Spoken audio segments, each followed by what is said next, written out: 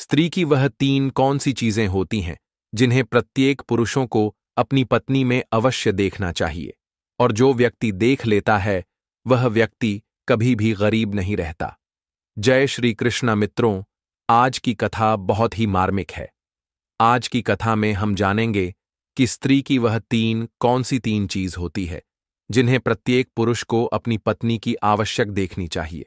इसे देखने वाला व्यक्ति कभी गरीब नहीं रहता और माता लक्ष्मी का उनके घर पर सदा निवास रहता है। तो मित्रों, बिना आपका समय नष्ट किया कथा को प्रारंभ करते हैं। मित्रों, एक बार भगवान श्री कृष्ण जी द्वारिका में अपने राज्य सिंहासन पर विराजमान थे। तभी अचानक से उनके पास देवी सत्यभामा आती है। तब भगवान श्री कृष्ण जी उन्हें देखते हैं। तब देवी सत्यभामा अपने मन में कुछ सोच रही थी और बहुत परेशान भी लग रही हैं। उनको यूं चिंतित देखकर भगवान श्री कृष्ण जी देवी सत्यभामा से कहते हैं, हे देवी सत्यभामा, लगता है कि आप आज किसी प्रश्न को लेकर चिंतित लग रही हैं। आप किस बात को लेकर इतना चिंतित है? आप निश्चिंत होकर मुझसे कहिए, हम आपको आपके सभी प्रश्नों के उत्तर अवश्य देंगे। भगवान श्री कृष्ण जी की बात सुनकर देवी सत्यभामा उनसे कहती हैं कि हे माधव, आज मेरे मन में एक विचित्र प्रश्न उठ रहा है, और मेरा वह प्रश्न यह है कि स्त्री की वे तीन कौन सी चीजें होती हैं जिन्हें प्रत्येक पुरुषों को अपनी पत्नी की अवश्य देखना चाहिए, और जिसे देखने वाला व्यक्ति कभी भी गरीब नहीं रहता है। तब भगवान श्री कृष्ण जी देवी सत्यभामा से कहते हैं, हे देवी सत्यभामा, आपका यह प्रश्न सच में अत्यंत विचित्र है, किंतु समस्त मनुष्यों के लिए उपयोगी भी है, और आज आपने अपने इस प्रश्न को पूछकर पूरी मानव जाति का उद्धार कर दिया है। लेकिन मैं आपको आपके इस प्रश्न का उत्तर देने से पहले आपको मैं एक अत्यंत महत्वपूर्ण कथा सुनाना चाहता हूं, जिसको आपको शुरू से लेकर अंत तक पूरा सुनना होगा, क्योंकि आधा अधूरा ज्ञान प्रत्येक मनुष्य के लिए बहुत ही हानिकारक होता है। फिर देवी सत्यभामा भगवान श्री कृष्ण जी से कहती हैं, हे प्रभु, मैं आपको विश्वास दिलाती हूं कि मैं इस कथा को शुरू से लेकर अंत तक पूरा अवश्य सुनूंगी, और इस कथा को पूरे ब्रह्मांड में भी विख्यात करूंगी। मित्रों, अब भगवान श्री कृष्ण जी देवी सत्यभामा से कहते हैं, हे देवी सत्यभामा, किसी समय की बात है। किसी नगर में एक किसान रहता था। वह बहुत ही गरीब था। उसके घर में खाने पीने का कोई सामान तक नहीं था, यहां तक कि उसे पहनने के लिए कोई वस्त्र भी नहीं थे। वह एक वस्त्र को पहनता था। उसकी पत्नी बहुत ही सुंदर थी और वह अपनी पत्नी से बहुत प्रेम करता था, किंतु उसकी पत्नी को अपनी सुंदरता पर बहुत अहंकार था। अपने अहंकार के कारण वह घर में अपनी ही मनमानी किया करती थी। इसलिए वह किसान ज्यादा परेशान रहने लगा था, क्योंकि अब उसकी पत्नी उससे बात बात पर लड़ाई झगड़ा करने लगी थी। इस तरह से उसके घर प्रतिदिन क्लेश होने लगे थे। उसकी पत्नी उसे ताने भी मारने लगी थी। उसकी पत्नी उसे ताने मारते हुए कहती थी कि तुम्हारे पास तो कुछ भी नहीं है, तुम तो कंगाल हो, पता नहीं मैंने तुमसे विवाह कैसे कर लिया। इस घर में ना तो पीने के लिए पानी है, ना ही भोजन की सामग्री, और ना ही पहनने के लिए कोई वस्त्र है। मैं करूं तो क्या करूं? तुम तो अब कोई कार्य भी नहीं करते हो। अपनी पत्नी की ऐसी बातों को सुनकर उस किसान को बहुत बुरा लगता था, लेकिन उसे समझ में नहीं आ रहा था उसके साथ ऐसा क्यों हो रहा है। इसलिए वह किसान बहुत ही चिंतित रहने लगा था, और अब उसका मन किसी कार्य में भी नहीं लग रहा था। फिर धीरे धीरे उसे और भी गरीबी का सामना करना पड़ा, इसलिए उसे अपने सभी खेत को भी बेचना पड़ गया। लेकिन अभी भी उसकी गरीबी में कोई सुधार नहीं आ रहा था, जिसके कारण से वह बहुत ही परेशान रहने लगा था। एक दिन की बात है, वह किसान अपने किसी कार्य से कहीं जा रहा था। तभी अचानक से उसने देखा कि एक महात्मा जी अपनी कुटिया के समीप बैठे ध्यान साधना में लीन है। तब वह किसान अपने मन में कुछ सोचने लगता है कि यह महात्मा जी मुझे कोई दिव्य पुरुष जान पड़ते हैं, क्यों ना मैं इनके पास चलकर देखूं, शायद यह महात्मा जी मुझे मेरी समस्याओं से छुटकारा दिला दें। इतना सोचकर वह किसान उस महात्मा जी के पास पहुंच जाता है और अपने दोनों हाथों को जोड़कर बहुत जोर जोर से विलाप करने लगता है। तब कुछ देर बाद वे महात्मा जी अपनी आंखें खोलते हैं और वे देखते हैं कि उनके सामने एक युवक बैठा हुआ है जो बहुत जोर जोर से विलाप कर रहा है और विलाप करते ही जा रहे हो। फिर वे महात्मा जी उस किसान से कहते हैं कि हे पुत्र, तुम कौन हो और विलाप क्यों कर रहे हो? उन महात्मा जी की बात को सुनकर वह किसान उनसे कहता है कि हे मुनिवर, मैं इस नगर का एक गरीब किसान हूं और मैं इस वजह से विलाप कर रहा हूं क्योंकि मेरी पत्नी मुझसे लड़ाई झगड़ा करती है और मुझे ताने मारती रहती है कि तुम्हारे पास क्या है? तुम तो कंगाल हो, इस घर में खाने पीने पहनने के लिए कुछ भी नहीं है। पता नहीं मैंने किसके साथ विवाह कर लिया है।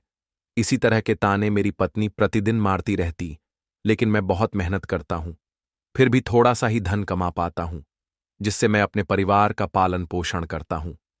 वह किसान आगे कहता है, हे मुनिवर, आप मुझे वह उपाय बताएं जिसको करने के बाद मेरी पत्नी मुझसे झगड़ा न करे और मैं बहुत जल्द धनवान बन जाऊं।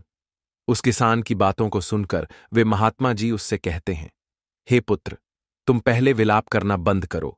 मैं तुमको 3 चीजें बताने वाला हूं जिसे प्रत्येक पुरुष को अपनी पत्नी की अवश्य देखना चाहिए, और अगर कोई भी पुरुष अपनी पत्नी की इन तीनों चीजों को देख लेता है तो उस व्यक्ति को धनवान बनने से विधाता भी नहीं रोक सकता है।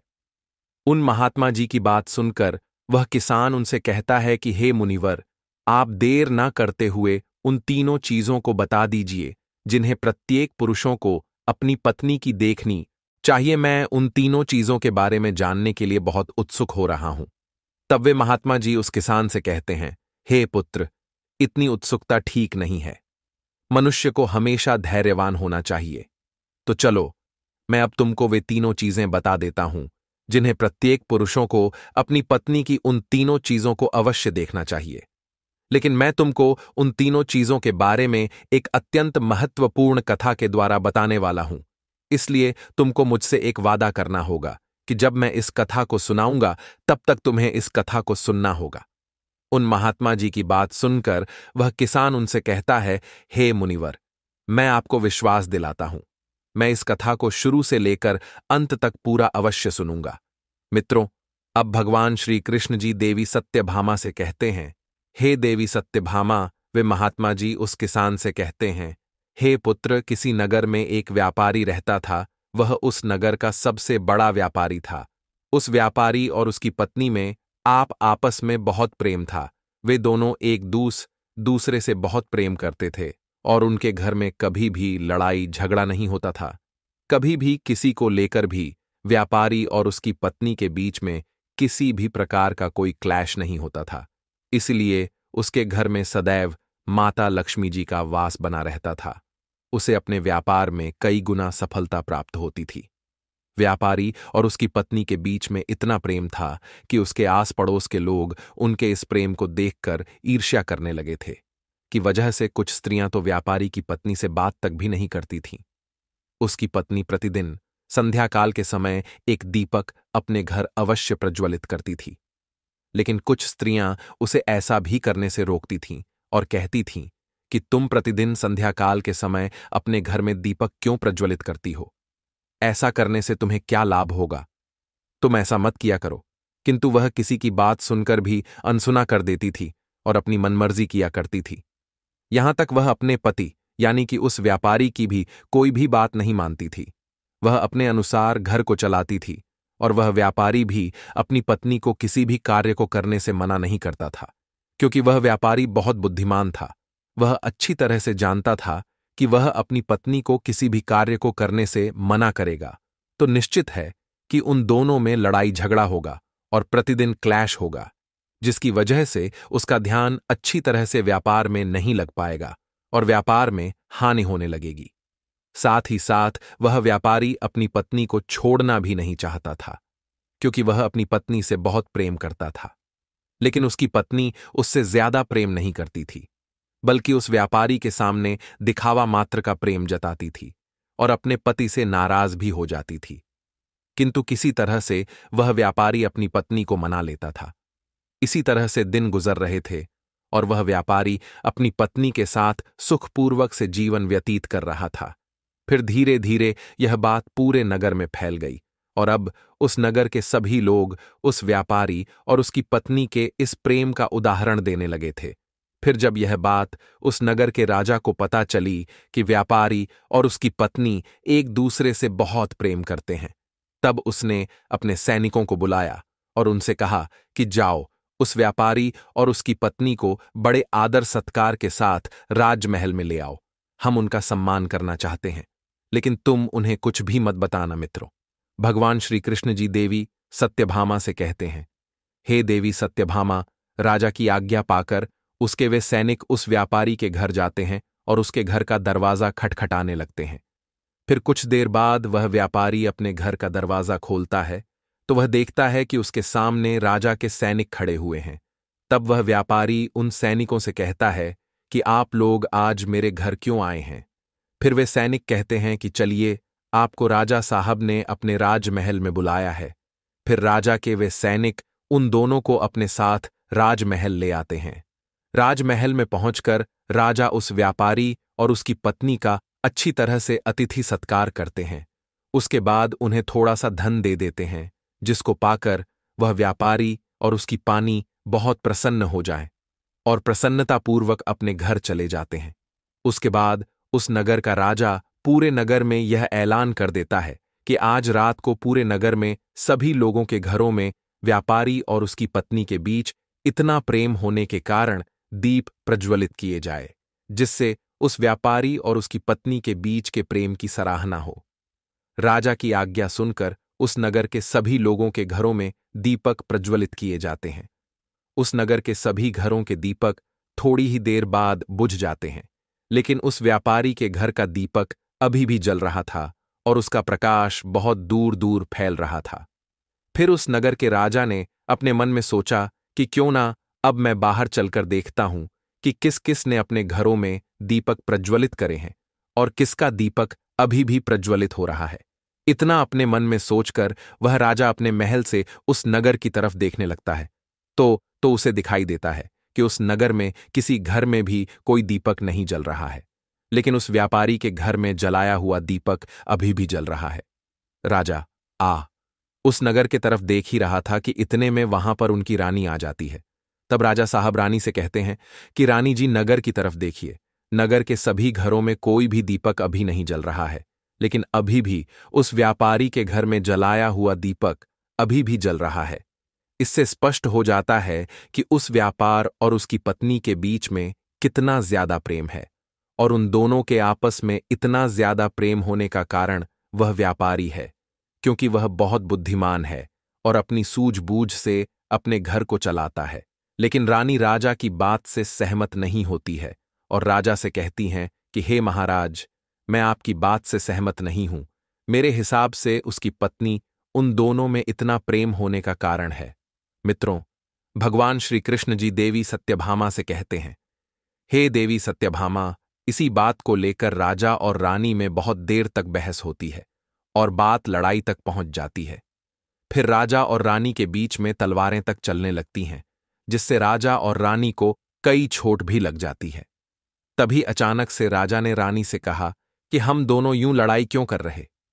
क्यों ना हम उस व्यापारी और उसकी पत्नी की परीक्षा ले लें, जिससे पूर्ण रूप से स्पष्ट हो जाएगा कि उन दोनों में इतना ज्यादा प्रेम होने का कारण कौन है। राजा की बात रानी भी स्वीकार कर लेती है और कहती हैं कि ठीक है, मैं पहले उस व्यापारी की पत्नी की परीक्षा लेना चाहती हूं। फिर राजा साहब भी कहते हैं, ठीक है रानी जी, आप जैसा चाहे वैसे व्यापारी की परीक्षा ले सकती हैं। फिर रानी कुछ सैनिकों को बुलाती है और उससे कहती हैं, जाओ उस व्यापारी से कह देना कि अगर वह अपनी पत्नी को मार डालेगा तब मैं उससे विवाह कर लूंगी और राजा साहब को बंदी बनाकर कारागार में बंद कर दूंगी। राजा के स्थान पर उसको सिंहासन पर विराजमान कर दूंगी। रानी का आदेश पाकर वे सैनिक उस व्यापारी के घर पर पहुंच जाते हैं। शाम होने वाली थी और व्यापारी की पत्नी कहीं हुई गई थी, लेकिन वह व्यापारी घर में ही था क्योंकि वह थोड़ा सा बीमार पड़ गया था। तो वे सैनिक उस व्यापारी से कहते हैं, सुनिए, रानी साहिबा का आदेश है कि अगर आप अपनी पत्नी को जान से मार डालेंगे तब साहिबा आपसे विवाह कर लेंगी और राजा साहब को बंदी बनाकर कारगर में डाल देंगी। फिर आपको उनके स्थान पर सिंहासन पर विराजमान कर देंगी। इस नगर पर आपका राज्य हो जाएगा। उन सैनिकों की बात सुनकर वह व्यापारी उन सैनिकों से स्पष्ट रूप से कहता है कि जाइए, रानी साहिबा से कह दीजिए कि मैं अपनी पत्नी को किसी भी हाल में खोना नहीं चाहता हूं, क्योंकि मैं अपनी पत्नी से बहुत प्रेम करता हूं और अगर किसी ने मेरी पत्नी को नुकसान पहुंचाने के बारे में सोचा भी तो मुझसे बुरा कोई नहीं होगा। और बात रही रानी साहिबा से विवाह करने की, तो आप रानी साहिबा से कह दीजिएगा कि मैं उनसे किसी भी हाल में विवाह करने के लिए तैयार नहीं हूं, चाहे वे मुझे अपना सिंहासन ही क्यों ना दे दें। मैं अपनी पत्नी का स्थान किसी को भी नहीं दे सकता हूं। फिर उस व्यापारी की बातों को सुनकर वे सैनिक राजमहल पहुंच जाते हैं और रानी को उस व्यापारी द्वारा बताई गई बातों को बता देते हैं। उसके बाद राजा रानी से कहता है कि देखा ना कि वह व्यापारी कितना समझदार है, और इससे स्पष्ट हो जाता है कि व्यापारी और उसकी पत्नी के बीच में इतना ज्यादा प्रेम होने का कारण वह व्यापारी ही है, क्योंकि वह अपनी पत्नी से बहुत प्रेम करता है। राजा की बात सुनकर रानी राजा से कहती, आप यह कैसे कह सकते हो? आपने अभी तक उस व्यापारी की पत्नी की परीक्षा तो ली ही नहीं है। फिर राजा कहता है कि ठीक है, मैं आपके मन को संतुष्ट करने के लिए उसकी पत्नी की परीक्षा ले लेता हूं। तब राजा भी कुछ सैनिकों को बुलाता है और उनसे कहता है, जाओ और इस नगर में रहने वाले उस धनवान व्यापारी की पत्नी से कहना कि अगर वह अपने पति को मौत के घाट उतार देगी तो मैं उसको अपनी रानी के रूप में स्वीकार कर लूंगा और उसे सदैव अपनी पटरानी बनाकर रखूंगा। मित्रों, भगवान श्री कृष्ण जी देवी सत्यभामा से कहते हैं, हे देवी सत्यभामा। अब वे महात्मा जी उस किसान से कहते हैं, हे पुत्र, आज्ञा पाकर उसके वे सैनिक उस व्यापारी के घर की तरफ निकल जाते हैं और उसके घर पर पहुंचकर जब वे सैनिक उस व्यापारी के घर जा रहे थे तब वे देखते हैं कि उस व्यापारी की पत्नी पानी लेकर आ रही है। और जब उसकी पत्नी उन सैनिकों के पास पहुंच जाती है तब वे सैनिक उस व्यापारी की पत्नी से कहते हैं कि राजा साहब ने आदेश दिया है कि अगर आप अपने पति को मृत्यु के घाट उतार दोगी तब राजा साहब तुमसे विवाह कर लेंगे और तुम्हें पटरानी बनाकर रखें। राजा के उन सैनिकों की बात सुनकर व्यापारी की पत्नी अपने मन में सोचने लगती है कि राजा साहब मुझसे विवाह करने के लिए तैयार हैं, तब तो बहुत अच्छा है, मैं अपने पति को मार ही डालती हूं। अपने मन में इतना सोचकर वह उन सैनिकों से कहती है, ठीक, मैं अपने पति को मौत के घाट उतारने के लिए बिल्कुल तैयार हूं।